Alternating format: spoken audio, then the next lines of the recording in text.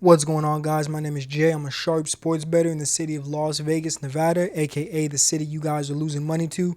And in this video, I'm going to explain why sports betting is so difficult.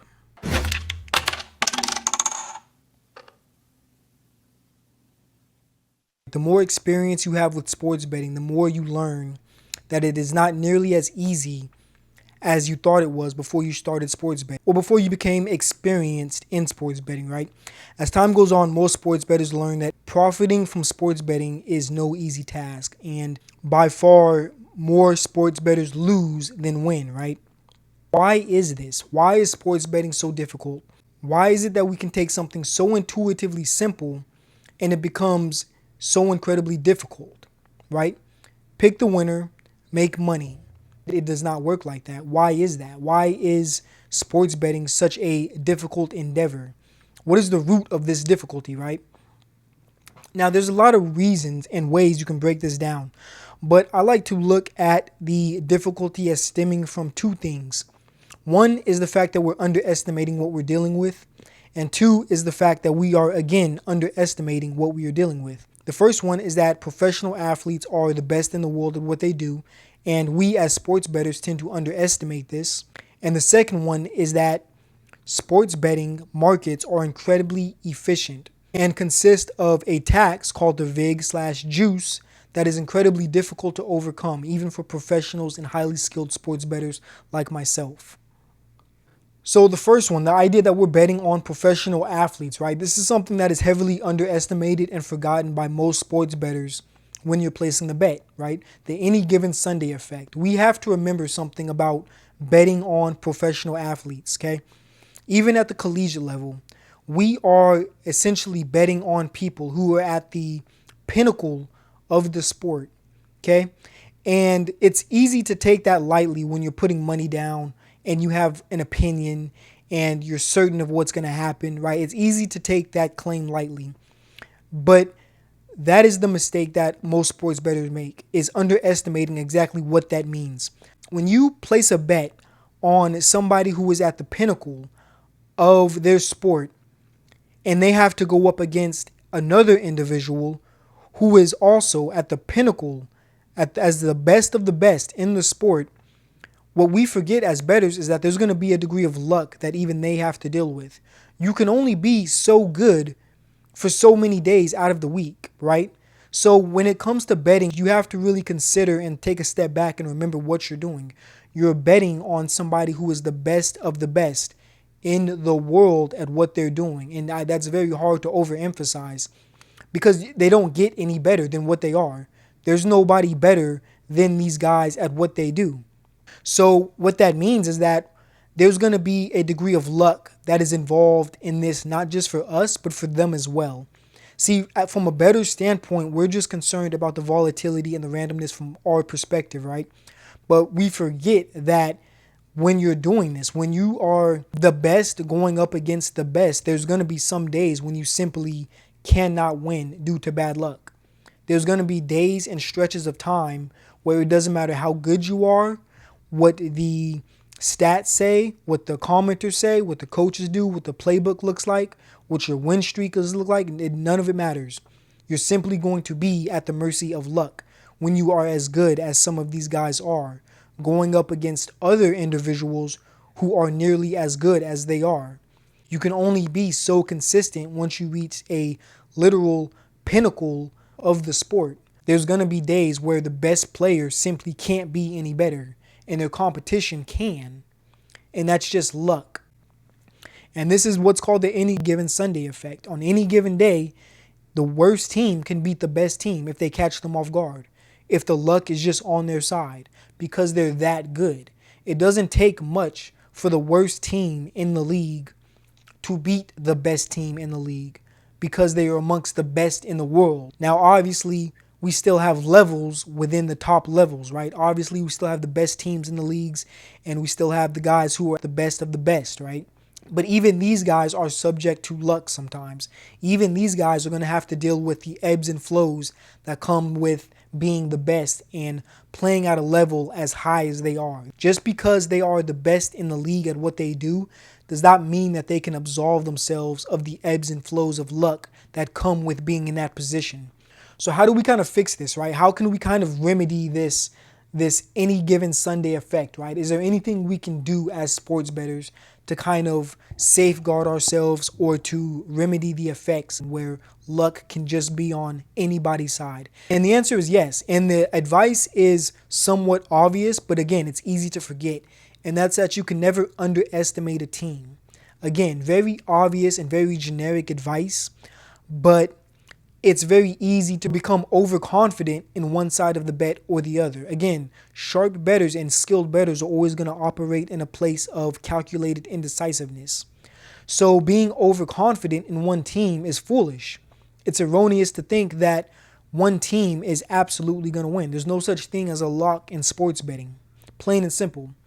You have to be willing to consider that the underdog can catch your team on this day. The any given Sunday effect. It is as simple as that. You can never underestimate a professional team. And again, this sounds very obvious when you hear it, but it's something that's easy to forget when you're in the handicapping process. Another one is not accounting for luck in the outcome, but accounting for luck in the selection of your bets. What do I mean by that? So the idea is to select bets where we have somewhat of a numerical or intuitive idea of the role that luck is going to play. Now again, this is somewhat kind of obvious, right? The idea of sports betting is to pick games where we feel like we know what's going to happen. But what this is us trying to select bets and wagers where we feel like we have some idea of what level of randomness and luck is going to be there. It is not an easy thing to do, but it is doable in that it allows us to kind of remedy the effects of volatility, randomness, chaos, and the any given Sunday phenomenon, right? And what this is going to look like really is just us being more selective of the bets that we place, plain and simple, right? It's going to look like us being highly selective and cautious about the bets that we choose to place our money on. In other words, we as sports bettors should exploit the fact that we have the freedom to pick and choose what we bet on, right? We should exploit the idea and the freedom that we have to be highly selective of our bets. And that's why it's going to look like us being more cautious and selective. Remember, the sportsbooks have to put a set of odds out for every game every single day. We as bettors, we don't have the burden of having to handicap and find value in every game every single day. We have the freedom to select what bets we want to choose, where we find our spots, right? And this should be exploited. And when we try to kind of calculate and remedy the effect of luck that's going to come into play, essentially what we're doing is we're exploiting this fact. We're exploiting the fact that we have the freedom to be selective of where we decide to take our risk. Another reason sports betting is so difficult is that the market is incredibly sharp. And I think as more people get into sports betting, this becomes very clear and obvious, right? But I think that a lot of people still underestimate just how sharp sports books and the market is, just how efficient the sports betting market truly is, right? This is something that's very easy to miscalculate or misinterpret when you're just getting into this. The sports betting lines are incredibly sharp, extremely sharp. I mean, it's beyond really understanding unless you've actually seen the numbers and understand the concepts of calibration, log loss, entropy, things like that. But the sports betting market is extremely sharp. And what that means for us as bettors is that almost everything that you account for is already baked into the line. Most of the information that you think will be relevant in the outcome of a bet is already embedded in the odds that we're taking.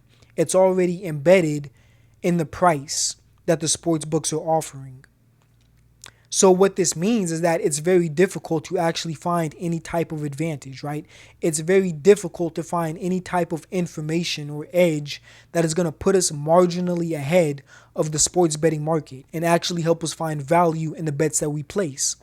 But this is actually a double-edged sword because the lines are so sharp, because the market is so efficient, if we can find some information that is even marginally better than what the market is doing, than what other sports bettors are doing, if we can account for something even marginal, even seemingly insignificant that other sports bettors are not accounting for, then you can exploit that and find an edge and get a positive ROI on your bets.